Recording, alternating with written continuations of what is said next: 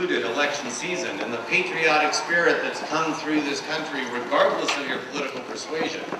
Our next performer is Paul Hoffman, a senior at the high school, who will be performing a song celebrating all of the American presidents. Paul?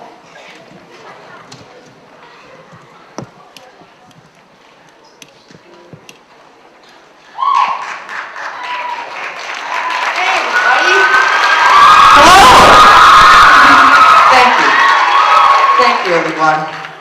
I like to do the Animaniacs favorites, the President song.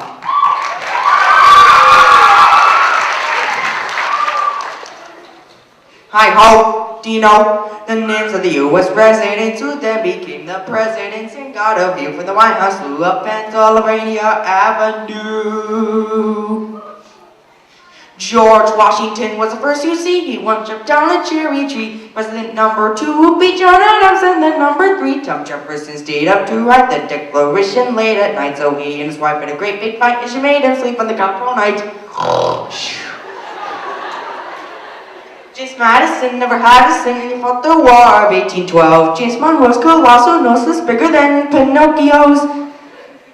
John Quincy Adams was number 6 and it's Andrew Jackson's, but he kicked, so Jackson loves to play politics. Next time he's the one that the country picks. Marvin Buren, number 8 for one-term shot at Chief of State. William Harrison, how do you praise that guy was steady? 30 days. John Tyler, he liked country folk, and after him came President Polk. Zachary Taylor liked to smoke his bricker friends whenever he spoke. 1850, really nifty Millard Finn was going in. Young and fierce was Franklin Pierce, the man without a chin. Follows next a period spanning 4 long years with James Buchanan. Then the South started shooting cannon, and we got a civil war. A war down South Dixie. Up to bat comes old Abe Lincoln. There's a guy who's really thinking. Got the United States been shrinking. Say this ship from stateroom sinking. Andrew Johnson's next. He had some slight effects. Congress each would impeach him, so the country now elects Ulysses Simpson Grant, who would scream and rave and rant while drinking whiskey up the risky cause it spilled it on his pants.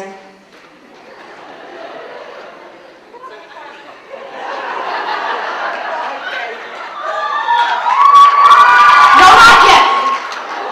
Oh, it's not funny. I'm in the middle of the song. I'll continue. It's 1877 and the Democrats would gloat, but they're all amazed when Rutherford Hayes winning by just 1 vote. James Garfield someone really hated cause he was assassinated. Chester Arthur gets instated, 4 years later he was traded. For Grover Cleveland really fat, he elected twice as a Democrat. Then Benjamin Harrison, after that it's William McKinley at the bat. Teddy Roosevelt charged of San Juan Hill, and President Taffy got the bill. In 1913, Woodrow Wilson takes us into World War I.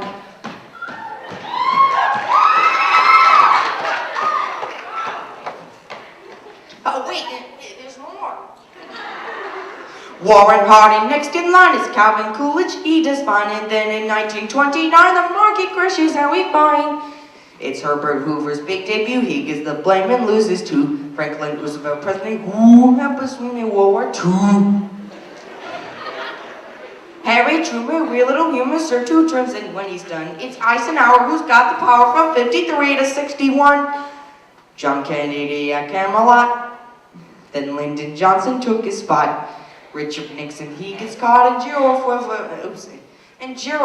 go down a lot. Jimmy Carter, like camping shirts and Ronald Reagan speeches, scripts all came from famous movie clips, and President Bush said, read my lips. Now in Washington, D.C., the Democrats of the GOP for the ones in charge are playing to see the Clintons, Bill and Hillary. The next president to lead the way, well, it just might be yourself one day. Then the press will distort everything you say. So jump in your plane and fly away.